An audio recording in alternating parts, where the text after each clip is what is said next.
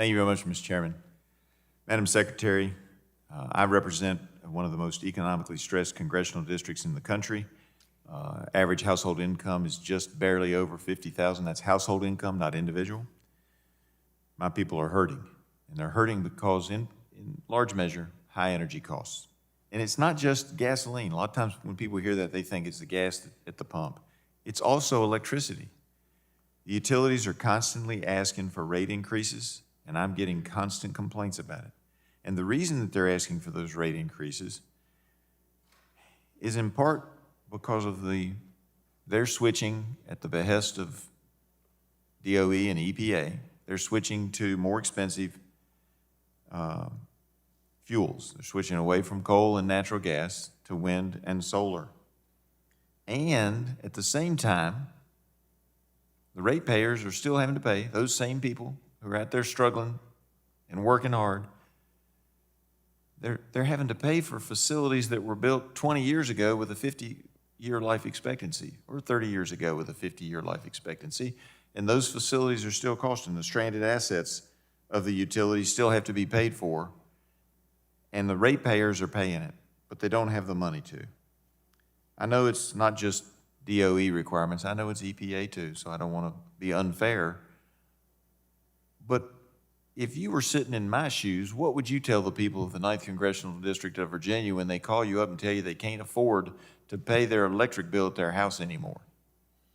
Yeah, thanks for the question. I mean, I totally sympathize with this, especially with folks who have, who have lower incomes and trying to figure out how they're going to make ends meet, and the utility bill keeps going up.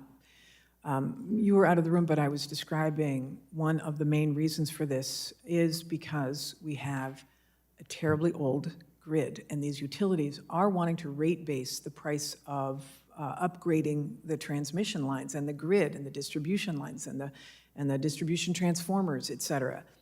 The price of the renewable energy is actually cheaper. I mean, solar is the cheapest form of energy right now, cheaper than coal, cheaper than natural gas. Natural gas is very low, but it tells you that natural gas is super low right now, the price of natural gas, but the price of energy bills have not come down, even though we rely heavily on natural gas for 40% of our energy mix.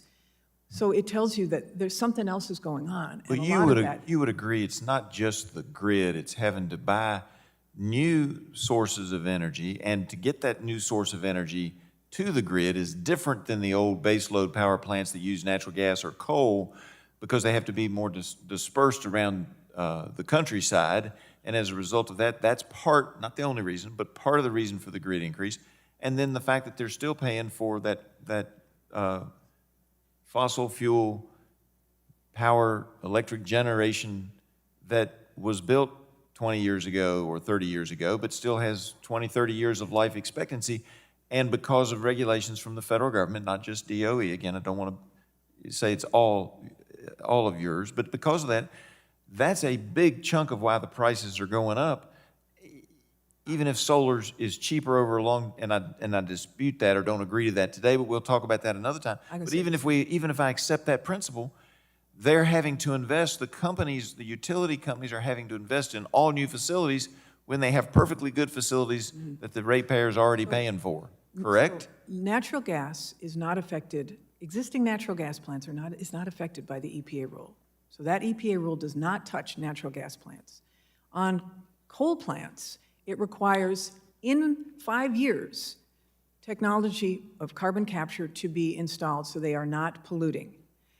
Many of the coal plants that have shut down because they just are not finding it financially viable for them. And they've chosen to close down because it is not something, people aren't demanding coal. It's not financially viable because of government regulations. Now, let me just say this, because it's something that that I think about. Not everywhere in my district, but there's large parts of my district where people have coal in their backyards. Mm-hmm. We even had a member of this committee one time who owned a house with a coal mine in the basement. When the prices get high enough, they're going to find a way to heat their home.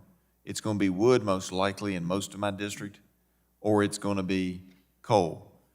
But one of the problems that I think that sometimes the administration has a hard time understanding is, people are going to figure out a way to heat their homes, hopefully safely, but not always the case. And when you don't have any other choice, when you don't have the money to pay that big bill, and that might be fine for the rich folks, but that's not fine for the people I represent. I yield back.